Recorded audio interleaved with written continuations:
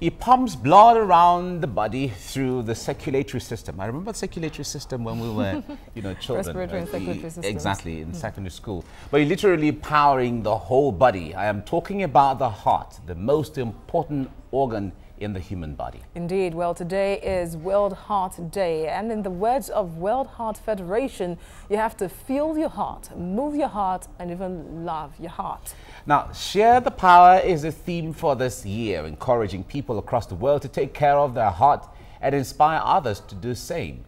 And let's take you through some of the issues around the heart. Cardiovascular diseases are responsible for claiming about 17.5 million lives every year. That's according to the World Health Organization, the #1 cause of death globally. Now, this figure is expected to rise to 23 million by 2030. Globally, 1 in 10 people aged 30 to 70 die prematurely from cardiovascular diseases, including heart diseases and stroke. Now, some of the factors affecting the health of the heart include smoking, harmful consumption of alcohol, an unhealthy diet, hypertension, diabetes, obesity, lack of exercise, stress, among others.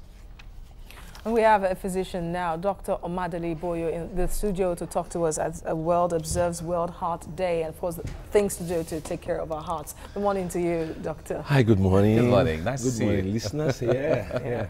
Great to have a day dedicated to the heart. Amongst all the organs in the body, the heart starts functioning from when you're in the womb, and it beats averagely 70 times a minute, but while in the womb, almost 140 times a minute. So when you are born, the heart goes on beating till you die. And in fact, being alive or being dead these days, people want to know whether you have a heartbeat, and that translates to whether you have a pulse. So when we talk of taking care of your heart, we're talking about taking care of your body.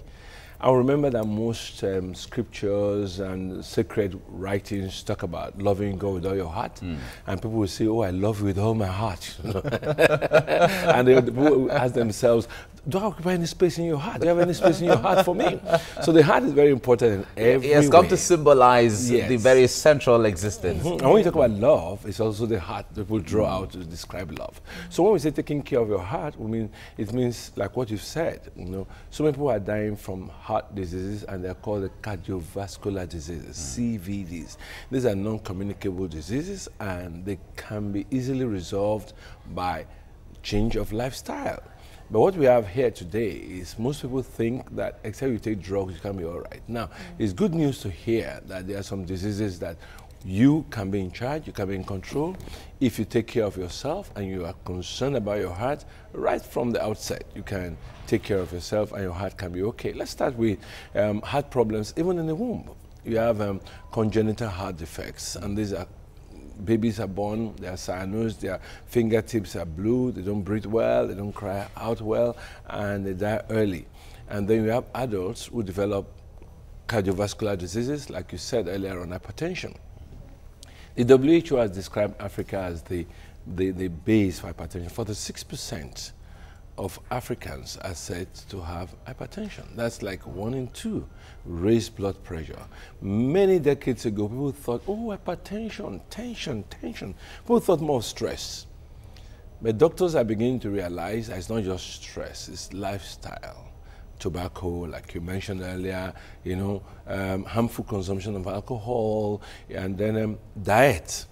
Diet includes cholesterol, salt, and sugar intake. These 3 things in diet are known to be the main factors in diet that cause trigger of hypertension and most cardiovascular diseases. Then you mentioned inactivity and activity, exercises, being able to.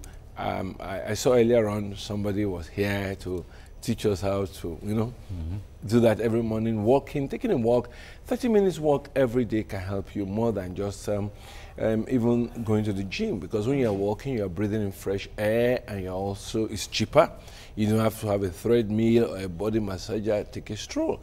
But the average Nigerian will say, but then every day I trek.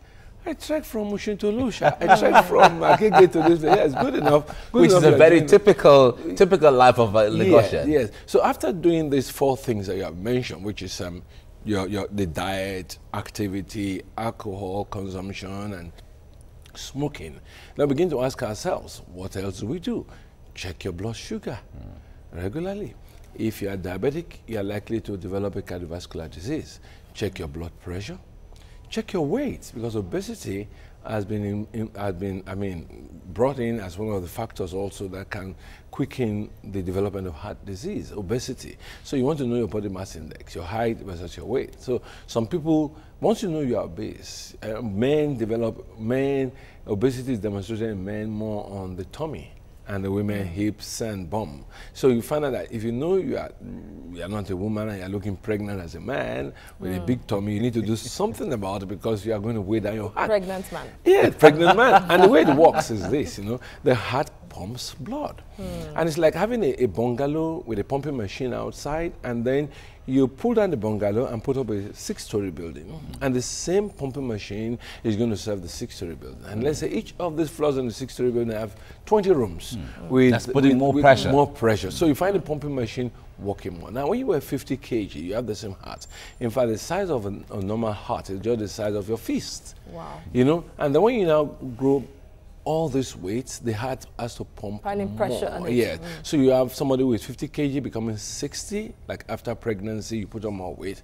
She's going to get bigger and bigger and bigger. Women, with every baby you gain about 10 kg. After pregnancy, you don't bring down the weight. You get pregnant again, you get another weight. You don't bring down the weight. Breastfeeding itself can also increase weight because you feel like eating more. So by the time you are like 40, 50, your weight has moved from 50 kg to about 70 kg. By the time you are 55, 60, and now 80, 90, 100 kg, and it's still the same heart doing the job. So you can begin to have a heart that is failing, unable to meet up with the needs. And so you find people with heart failure. When we say heart failure, this is very much different from heart attack. In heart failure, the heart gradually loses its efficiency to pump blood. And by so doing, we develop swollen feet. You become dyspneic, that is, you become breathless with very little work, maybe even combing your hair or just even taking a walk, climbing a staircase, you begin to breathe fast. And so you find that you begin to, is there no lift in this building? Just to go to the top floor. So it's going to the first floor.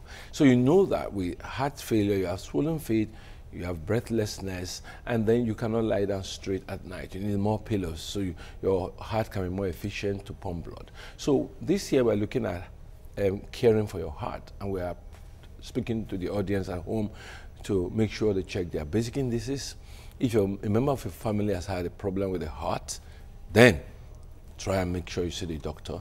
And then if you have a serious cough with swollen feet and you are breathless and you find that you cannot lie down well at night to sleep, you need a little pillow, see the doctor. And don't wait until it's too bad. It's always good to check to see your doctor very early. Now, this goes to everybody. Whether you are sick or not, once you are a black person, do your blood pressure, because it's not, when you hear pressure, it's not, people will tell me that, doctor, do you know what, I've not been thinking, I've been okay, in fact, I've just been promoted, I'm all right. No. Blood pressure rises as a result of not just stress, lifestyle, which we have mentioned before, diet.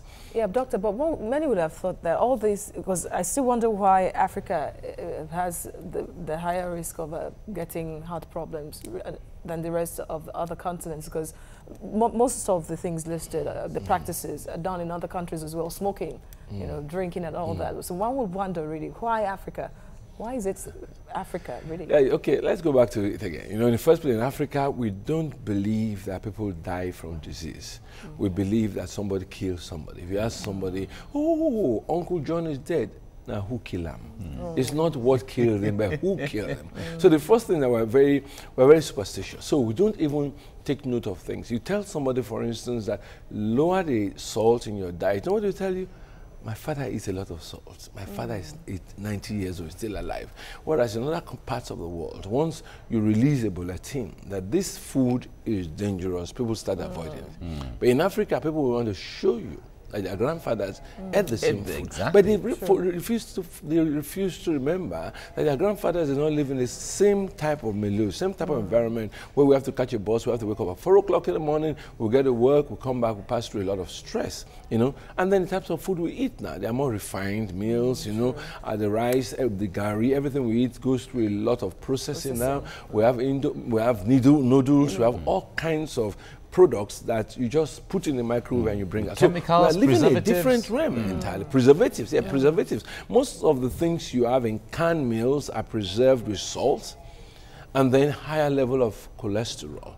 So we have problems now with plaques in the blood vessels that supply the heart. All right, so that gives the reason why in the urban residents may be more vulnerable to these things than rural dwellers. Yes, urban residents should be more vulnerable, but we found out also that the rural dwellers have the problem in the sense that access to healthcare, affordability of healthcare, and then education is lower in the rural areas. So people just live on myths and legends in the rural areas. So those that have congenital heart disease will likely not have access to a medical doctor. So in the urban areas, yes, they should have more problems, but at the end of the day, they tend to have more resources, they tend to have more access to healthcare, and they can afford healthcare, but that is on paper.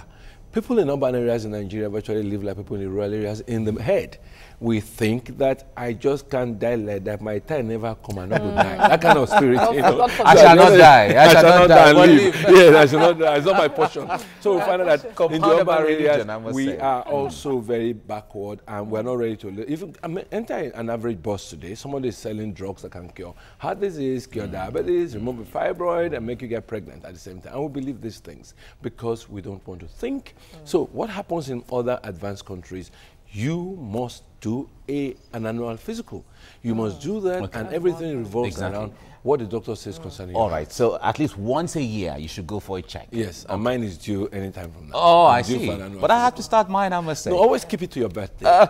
Think about your birthday and plan your annual physical around your birthday. That's why your driver's license expires on your birthday. If you go back and look at it. So you are supposed to do your annual physical around your birthday. And I hope somebody listening to us, we're planning to do one very soon. Exactly. It's not so expensive. Exactly, that's fine. Thank you very much. Yeah, Dr. Omadele Boyo, thank you so much for talking to us on this. All right, thank you. Thank you for coming. Right.